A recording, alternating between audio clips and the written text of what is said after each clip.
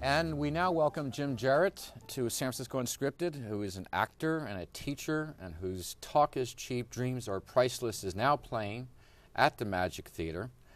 And he's also played to standing room only audiences for his performance of Vincent. What a remarkable trek you're on. I mean, from reading everything I did, and I'm going to then enjoy your play later in the week, it's just a remarkable adventure you've had. Tell me about that first part, that Deer Hunter. Apparently, when you went to see Deer Hunter, something happened to you. Now, it's a movie that really affected me, too. How did it affect you? I didn't know a movie could do that. I didn't know a movie could disturb you days later. For all kinds of reasons, the timing was right. But that movie, I left the theater, and I was not only disturbed by the film, but I was blown away by as I said, that a movie could do that. And as the days passed, I went back to see it a few nights later. Same impact. And I sat in the back of that movie theater, and I said, I want to do something like that with my life. I want to say something, yell really loud about some things, and I just didn't know how to do that yet. And this was the first peek at what was going to become my career. Yeah, but now, the man who no one's ever heard of, Sandy Meisner, right, was your teacher. Yes. Okay, so I was reading some quotes. You can never get I could never get a handle on what he was teaching. And I know now you've taken all of your notes, 1,500 pages of notes, and created this play called Talk is Cheap, Dreams are Priceless. So what did he do? He obviously recognized in you more even a teacher than an actor. He, at the very last class, you spend 2 years with Sandy, and then that's it. You're out. He kicks you out. And unlike a lot of teachers in L.A., to be honest with you, in New York, where you study for years upon year and upon keep year. Paying the bill? Exactly. Keep Sandy writing the checks. Was a purist that way, and that was another great thing he gave us, was this integrity. But on the final day of class, and everyone's saying their goodbyes, it was very emotional for everybody. He's changed your life forever. And as I walked up to say goodbye, I was very emotional, and he said, "What are you crying for? I'm not done with you." He said, "Next week you'll study with me, so when you're ready to teach, you'll know what you're doing." He knew you were going to be a teacher. Well, yes, he did, but I didn't. I was stunned. He had never given a hint to that. I want to step back a bit. Let's talk about some of the actors that have been that came out from the man that no one's ever heard of: Robert Duvall, James Woods, Jon Voight, Susan Sarandon, and David Mamet, others. Gregory Peck, Grace Kelly, Michelle Pfeiffer, Sidney Pollack, Jenna This Rollins. is remarkable. It goes. No teacher in the history of American theater acting in film has produced a more prodigious who's who than Sandy Meisner, and yet most people outside the world of acting have never heard of him. And so this is what you decided to dedicate yourself to whatever it is he does. And for 2 years, is there normal technique-like classes, or is it more ambiguous? No, in fact, that's the gift of Sandy. It is a technique. When you finish with Sandy, you're a craftsman. You hear his actors, his alumni talk about Sandy, and the gift that he gives you is you feel you're a craftsman. You know what you're doing. It may not work every time, but as he used to say, that's what technique is. It's knowing how to fix it when it's not working. So it's not a bunch of theories. It truly is this step-by-step, brick-by-brick series of exercise designed to build you up to be, first of all, a better listener, more wide open to the other person, and to respond from your gut and steady your head. And that's an oversimplification. There's a lot more to the Meisner technique, in a nutshell.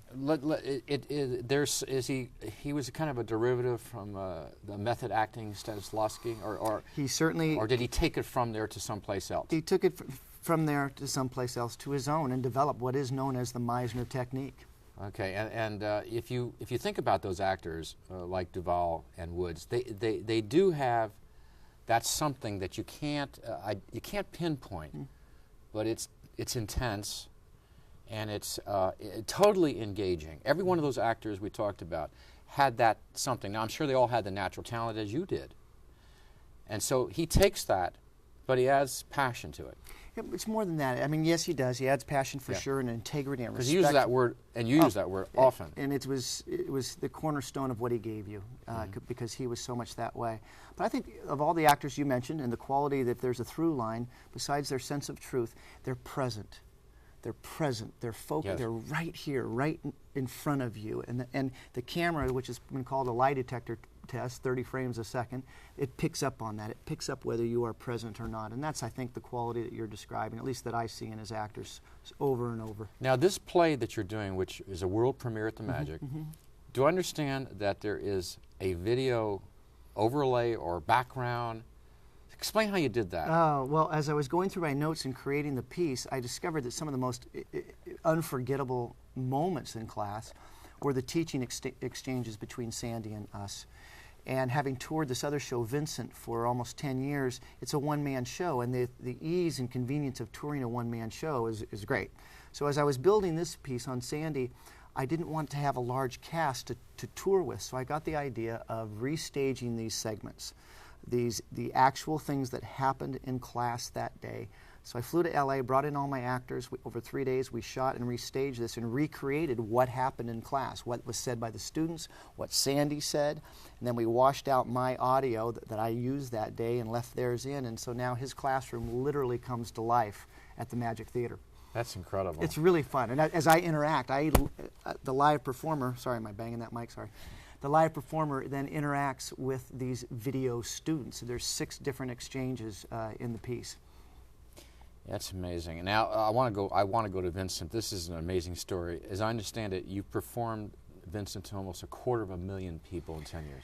Over 10 years, we have. Can you think about 250,000 people? You can imagine them in one place. Yeah. No, to be honest with you, a few times I've tried to put that number, put my hands around it. It's been an amazing ride. Now, it's obvious you only choose your projects because they engage you intensely. Vincent van Gogh. Why? What was it about him and the play that you saw? I guess Leonard Nimoy had started it. What grabbed you? Nothing. It was sent to me by one of my former students. I was living in Hawaii, taking a sabbatical, raising my daughter, and my student had written on the cover, "This play was written for you."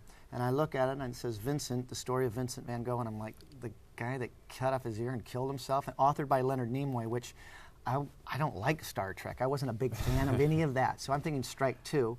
And then I read it. And 45 minutes later, with tears streaming down my face, I contacted Mr. Nimoy and began the wheels in motion to secure the rights to produce and tour this.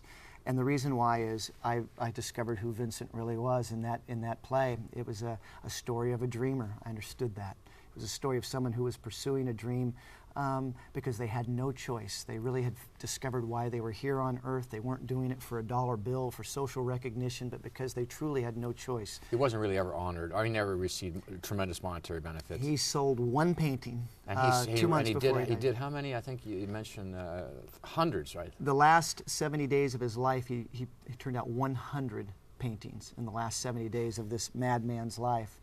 So the play itself became this incredible opportunity just as an actor to work, and then it's mushroomed into this incredible career. I mean, I literally, when I talk to kids, I have the honor of going into communities when I tour, and I say, you're looking at one of the most successful actors you will ever meet. You don't recognize me. I'm not rich and famous. At this rate, I most likely will never be, but I make a living as an actor doing theater. That's almost impossible. Yes. And then I get to do it on my terms. I have my own production company. I've been able to have a career. I always joke that when it comes time for tax time, I love doing my taxes because it's just another year at the very top. It's like a badge of honor of being able to write actor under occupation. Do they have a code for that? Do they have this? Does the government have one for actor? Or no, there's no code. You have to write. It's other. It's other. Okay. Oh, you're other for sure. Now, I'm going to ask you something. If you had to do Vincent, it's a matinee. It's a Sunday matinee. You're going to do Vincent at 3 o'clock, and Sandy Meisner's or Talk is Cheap at 8 o'clock. Could you do that? Sure. Sure, I could, and we have done it not in the same day, but we offer what we call a week of theater. I have 3 children's shows that I've created. So on Monday we'll do the K through 5, on Tuesday the middle school, on Wednesday the high school piece, on Thursday a matinee of Vincent, Friday Vincent for the whole community, and then Saturday Sandy. So I literally will do 5 different shows in the course of 1 week. What happens to you doing those 2 characters internally, or does it become very much a more external experience at this point? No, it's internal for sure. But the seeds, the roots go so deep. To work on a part as an actor for 10 years, I spent 2.5 years just working on Vincent before I ever performed it, first of all. So we're talking a 12-year relationship with this man, his story. When I start talking about him, I can immediately, a lot of emotion starts coming because there is so much there.